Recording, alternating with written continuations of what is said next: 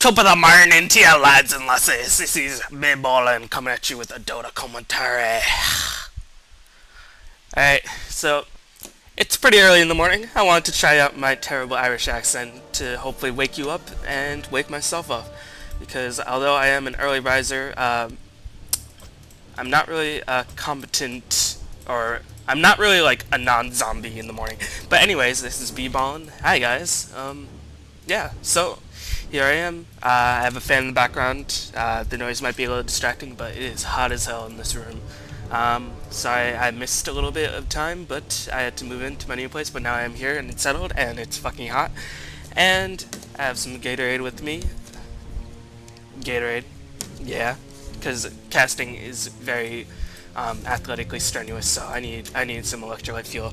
And as you might be able to tell from the spam in this weird language, this is a Filipino game. Yes, this is between Dreamz on the Scourge and HFmski on the Sentinel side.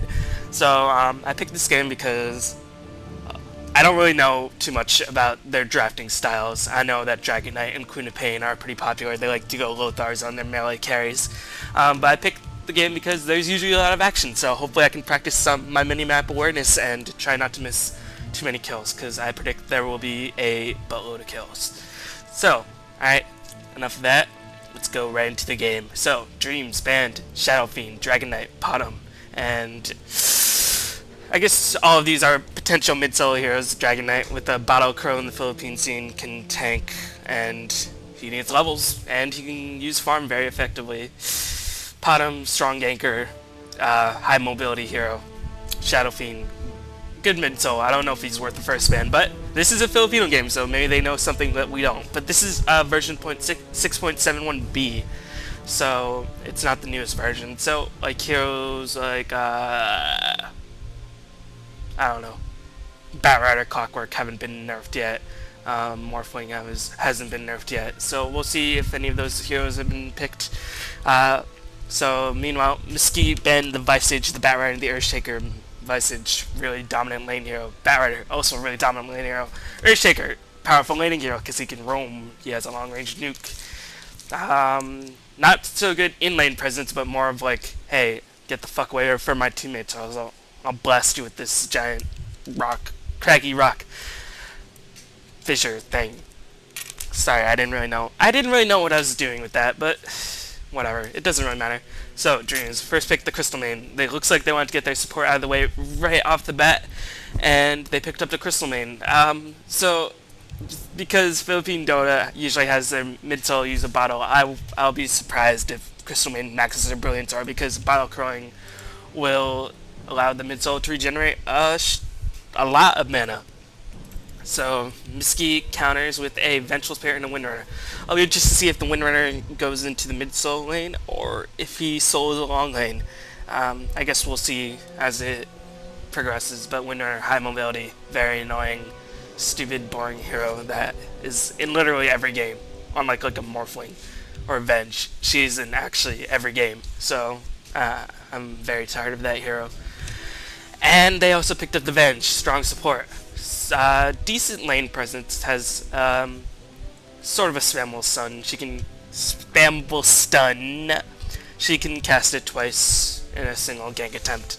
And Morphling, the hard carry of the 6.71b era. So it should be fun. I like Morphling as a carry. I mean, he has a nuke, and he's a sort of unpredictable. He can do stuff in the early mid-game that other carries can't do, like a Spectre. So he's usually pretty exciting, but the fact that he was seen so much in the early days of the scene kind of wore on people, so he's kind of boring. Alright, so they're going through their bans very fast. Looks like they already had some sort of preset ban stage in mind. So the third pick Dreamz picked up was a Sand King, or a Weaver Sand King combination. This was before the Morphling pick. But Weaver Sand King. Weaver, hard to kill. Can use farm pretty effectively. You can't obviously outcarry a Morphling, but has a little bit more early game presence than a Morphling. And Sand King, there's no really a Broodmother or a melee soul that he can go against, so Caustic Finale won't be too useful in this case. But Sand King has strong team fight, and once he gets a dagger, that is game changing because his ultimate is a game changer at times. So it'll be interesting to see how much farm they give to him. Let's see if he's going to be in the trial lane or not. So MPGL banned the Croblis and Night Stalker. Croblis strong pusher. I've seen a couple of Philippine games where they use the Croblis in the mid-zone lane, and with bottle curling she can just spam like no other, and she pushes the lane extremely hard, gets early towers, like a Rasta I guess, or a Pugna, and has a strong AoE silence, so she usually builds tanky, and her ultimate, since it does a lot of damage, is usually really effective. So, and then they also banned Night Stalker. That's a little weird, not gonna lie, because Night Stalker is a pretty effective counter to a Weaver. But I guess maybe Dreamz has a really powerful Night Stalker. So I'm not really too sure about this ban. So Dreamz, seeing that Sentinel hadn't picked up a mid-solo, they banned 2 potential mid-solos in the Lion, the Queen of Pain. Queen of Pain, high mobility Lion, pretty decent mid-solo hero, but if he wins the lane, it's a pretty powerful snowball effect. He gets his dagger, he ganks the Morphling pretty hard. He can counteract the Morphling pretty hard with the Blink Hex, and then his team just wails on the chicken. Animal cruelty right there. Anyway, I'm just sure you've heard that joke 100,000 times on every other cast, but I felt like I had to throw it in there as well. So, they also banned the Queen of Pain, really common pick in the Filipino scene. Filipino scene? I think that's how you describe it, yeah.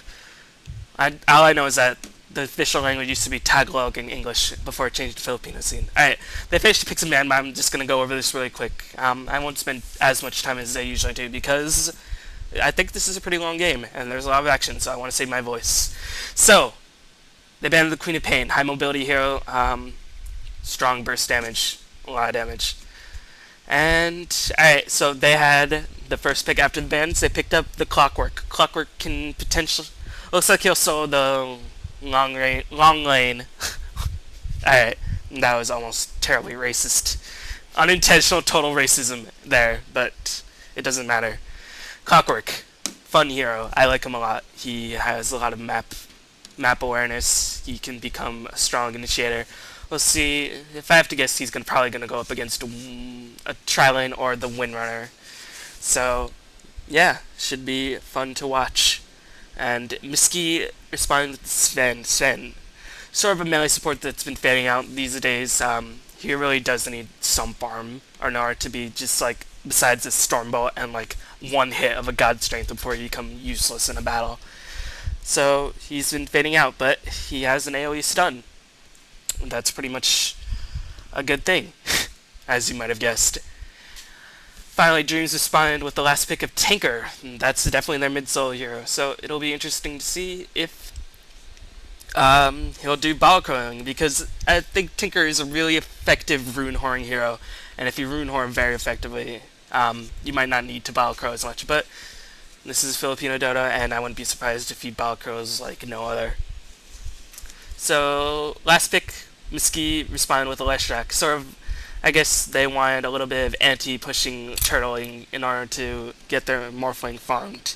So that should be pretty interesting to see what his role is. I'm gonna guess he's gonna go in the tri-lane with the Morphling and the Sven. How will they lane this? No, I'm gonna guess Leshrac goes solo mid, Windrunner solos top, and they're gonna do a Sven Morphling Venge tri-lane. Because Lesh doesn't need a lot of level. He needs to be in the thick of battle, and his spells require you to be at close range. He has a long casting point. He has a small AoE, but when he gets there, it does a lot of damage. Actually, it's not really a small AoE. It's just AoE centered around himself. Meanwhile, I'm going to guess Tigger goes solo mid. Clock solos top? I think top, because bottom tri-lane of Sand King, Weaver, Crystalman should be able to handle themselves pretty well against another tri-lane. So, let's see how it goes. So, introducing the players for a bit. On MPGL side, we have JR on the Leshrac. We have May on the Windrunner. We have JLZ on the Morphling. We have WTZ on the Sven, and we have RR exclamation point on the Venge. Alright, looks like Sentinel's gonna go in for an early game. Let's see if they have a Smoke and Deceit. So far none of their heroes has smoke to see, and Clockwork's just sort of standing back and rocketing, so let's see what that will do. So Dreamz Law is playing the Clockwork, Akide is playing the Crystal Main, Yosh Catface is playing the Sand King. Alright, there's a lot of spam, it's blocking out the screen. Alright, Ali, Happy Face is doing the Tinker, and Yanni is playing the Weaver. He also has a happy face. It's really nice to see that Filipino Dota players are really happy, because Dota is a game, and it can be very fun at times. Oh, Leshrac is in a world of hurt, and looks like Tigger last hits him. That, I mean, there wasn't really a smoke to see, so Leshrac was just caught out of position. Maybe, I think this replay is from like 2 to 3 months ago, so maybe smoke ganks that early weren't really expected, but either way, Leshrac should have expected that he would get owned if the Scourge were smart enough, because this is a lane they always gank. And yeah, it's probably not a good idea, especially if they had a smoke to see. But they didn't even have to waste the money, and Tinker picks up first blood, has early bottle money, and is gonna proceed to his lane, a very happy Goblin. So check out the lanes. Winner top lane for Sentinel. Morphling mid lane. I think Morphling is gonna have a lot of trouble against this Tinker. I mean, he can waveform for farm, but Tinker can just nuke him a lot. And I mean, if you nuke him enough, then he's gonna have to go back. And it looks like on the top lane we have a Clockwork versus Windrunner, a pretty standard solo. Meanwhile, Weaver, Crystal Main, Sand King. Not really a ranged lane too much, but it can survive. Sand King has Sandstorm, Crystal Main can abuse her ranged nuke. Against a triple stun lane, so I'm gonna get Sentinel as the advantage in this lane because they have Venge, Sven, and Leshrac, but Sven just seems to not want to stun at all. He just wants to cast and cancel Stormbolts 800 times, and already he'll probably have to use the salve because he's at 200 HP. Alright, so this game I'm expecting to have a lot of action, so I'm just gonna constantly keep my eye on the minimap. Looks like Tinker's just doing some harass mid, Rocket Laser the Morphling, and meanwhile Weaver gets caught.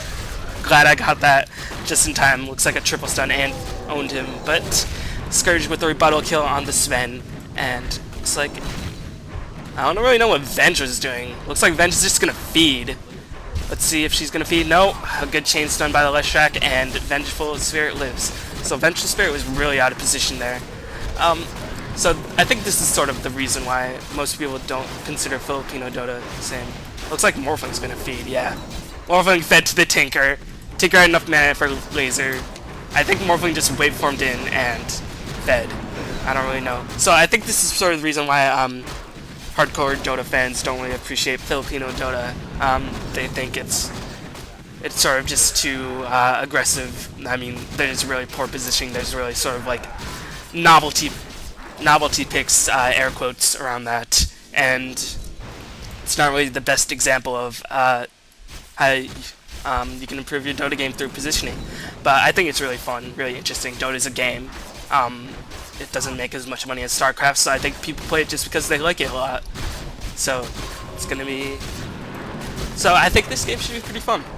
I hope it's fun. I mean, 2 minutes into the game, there's already 4 kills. Scourge is up, and Morphling's being hit on by the Tinker. Let's see how the Clockwork's doing. Clockwork is handling himself. 12 creep kills to Windrunner's 10, so he's actually out farming the Windrunner. That's a little surprising, but he does have rocket spam. Windrunner has to be a little bit wary because Clockwork can kill the Windrunner if the Windrunner plays too aggressively. He can battery assault, and if he gets an early level of power cogs, then it should be good enough to kill the Windrunner along with the battery assault and the rocket. So Windrunner has to be a little bit careful, but Windrunner should be holding the lane, don't get me wrong. So this lane is probably going to be the most action-packed. I mean, a triple stun lane should theoretically beat a sort of a melee stun range and a pseudo stun in Crystal Main and just sort of pure survivability in the Weaver. So I'm going to bet my money on the Scourge in this case. Meanwhile, Morphling gets caught by the Tinker. It looks like, what is this Morphling doing? I think this Morphling is just feeding, which isn't really what you're supposed to do against a Tinker. And Tinker picks up an early killing spree, pulls a tower aggro onto the illusion, and that's what happened. So I'm not really sure what this Morphling is doing.